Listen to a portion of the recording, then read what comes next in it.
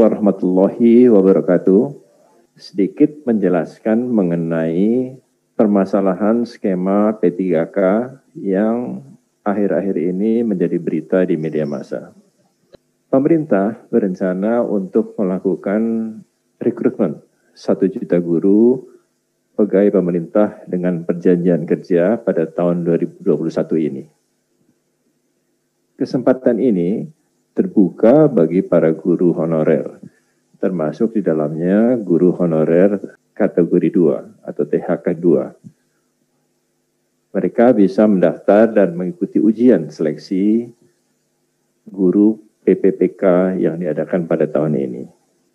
Rencana dan persyaratan ini juga telah diumumkan oleh Kementerian Pendidikan dan Kebudayaan pada tanggal 23 November tahun 2020. Dan saat ini BKN sedang mempersiapkan pelaksanaan seleksi rekrutmen 1 juta guru PPK ini pada tahun ini.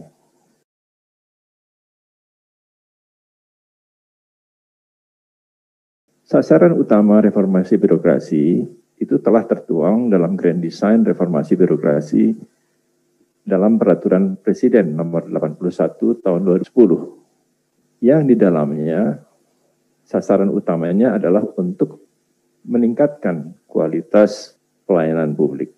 Nah, untuk itu aparatur sipil negara tidak terkecuali yang ada di dalam birokrasi saat ini, tapi juga yang akan direkrut harus mampu mencapai peningkatan kualitas layanan tersebut.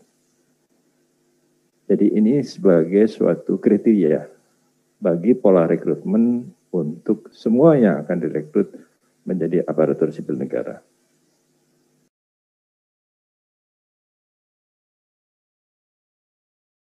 PNS dan PPPK ini memiliki kedudukan, tugas, dan tanggung jawab yang setara dalam memberikan pelayanan publik yang baik kepada masyarakat. Jadi PPPK ini bukanlah tenaga kontrak biasa. Dia adalah aparatur sipil negara yang memiliki profesionalisme. Maka PPK ini lebih dikhususkan untuk merekrut tenaga profesional jabatan-jabatan tertentu. Jadi misalnya kita membutuhkan guru besar dalam suatu kompetensi tertentu. Maka dengan skema PPPK ini kita bisa merekrut guru besar langsung pada posisi guru besar yang memiliki kualifikasi yang kita butuhkan. Jadi tidak harus melalui rekrutmen awal dari bawah, dari dosen pertama, dosen muda, kemudian menjadi lektor, dan baru guru besar. Nah, PPK ini adalah dimaksudkan untuk seperti itu.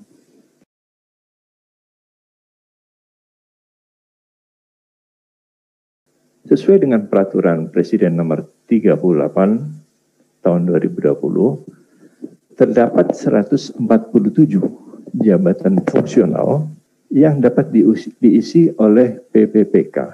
Antara 147 jabatan fungsional ini, di dalamnya juga adalah jabatan guru.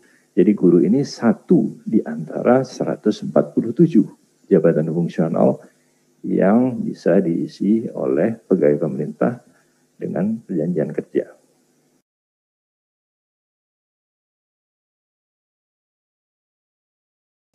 PPK ini akan memperoleh hak yang sama dengan ASN. Hak pendapatan berupa gaji dan tunjangan sama besarnya dengan yang diterima PNS sesuai dengan level dan kelompok jabatan yang sama. Pengaturan mengenai gaji dan tunjangan PPK diatur dalam Perpres nomor 98 tahun 2020 tentang gaji dan tunjangan PPK. Untuk hak-hak PPPK lainnya, hak dan perlindungan, mereka memiliki hak yang sama dengan PNS, seperti hak cuti, hak untuk pengembangan kompetensi. PPK juga mendapatkan perlindungan jaminan hari tua, jaminan kesehatan, jaminan kecelakaan kerja, hingga bantuan hukum seperti yang diperoleh PNS.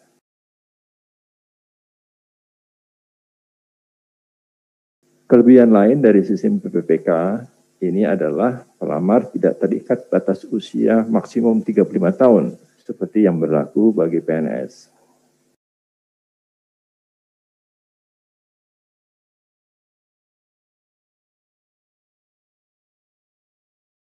Dengan rencana rekrutmen melalui skema PPPK ini, seorang calon PPK tidak harus memulai karir dari bawah, tidak harus pada jabatan fungsional jenjang pertama, kemudian bertahap naik menjadi jabatan fungsional jenjang muda dan seterusnya, seperti yang diberlakukan bagi PNS melalui kenaikan jenjang jabatan. Jadi PPK ini bisa lompat, tidak harus naik bertahap seperti PNS.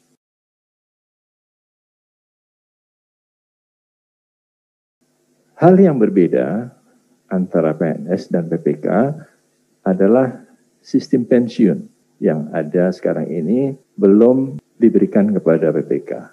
Namun demikian, tidak tertutup kemungkinan PPK memperoleh pensiun melalui perubahan mendasar dari skema pensiun PSUGO atau manfaat pasti menjadi fully funded atau iuran pasti yang sekarang ini sedang dibahas dalam PP-nya yang mungkin akan segera ditetapkan. Dengan perubahan sistem pensiun dan jaminan hari tua ini, tidak terdapat perbedaan kesejahteraan yang signifikan antara PNS dan P3K.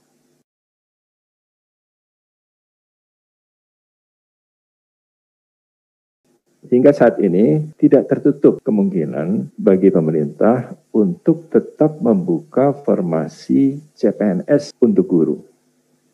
Namun ini dilakukan secara terbatas guna menjamin keberlangsungan pendidikan.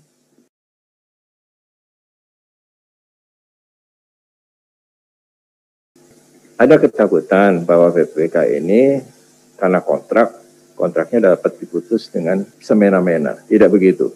Jadi perjanjian kerja itu bukan hanya perjanjian mengenai batas waktu, tapi lebih kepada perjanjian apa-apa yang harus dilakukan dan bagaimana mencapai target-target pencapaiannya. Jadi ditekankan pada perjanjian kinerja. Kalau seseorang bisa memenuhi target-target kinerjanya dengan baik, tentu tidak perlu ada kekhawatiran dia akan diberhentikan. Karena memberhentikan ASN itu tidak mudah. Gitu ya. Jadi harus ada suatu prosedur dan penilaian objektif yang harus dilakukan. Nah, ini juga tidak perlu dikhawatirkan bahwa mereka hanya bisa bekerja setahun setelah itu putus kontrak. Tidak begitu. Untuk memutuskan hubungan pegawai honorer saja tidak mudah, apalagi pegawai ASN. Nah, pada saat yang sama, PNS pun juga harus memenuhi kinerjanya. Jadi tidak ada zona nyaman lagi bagi PNS. Jadi kalau PNS tidak bisa dipecat, tidak juga begitu, karena kalau seorang PNS tidak memenuhi kinerjanya berdasarkan penilaian objektif, dia bisa saja mendapatkan hukuman disiplin dari sedang sampai berat. Dan berat ini bisa berupa pemutusan hubungan kerja, pemberhentian dengan hormat, tidak atas permintaan sendiri kalau kinerjanya tidak dilakukan dengan baik. Jadi saya kira tidak perlu ada kekhawatiran bagi PPPK ini untuk diberhentikan dengan semena-mena.